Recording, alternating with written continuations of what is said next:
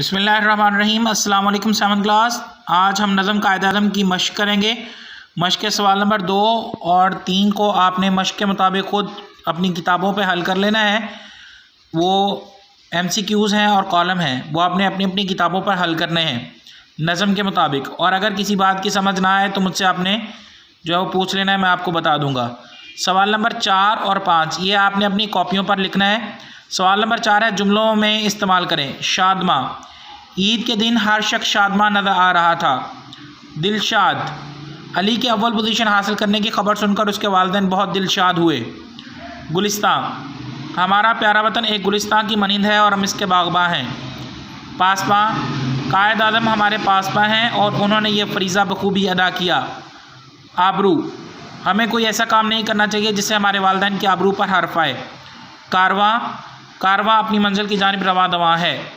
सवाल नंबर 5 है, इन अल्फाज के मुतज़ाद लिखिए। पहला लफ्ज़ है शादमा, इसका मुतज़ाद होगा परेशान। दूसरा लफ्ज़ है जवां, बूढ़ा। आबाद, वीरान। गुलिस्तान, बियाबां। रहनुमा, रहज़न। तो सवाल नंबर 4 और 5 आप अपनी कॉपियों पर लिखेंगे और 1, 2 और 3 सवाल नंबर जो है वो आप बुक पे हल करेंगे।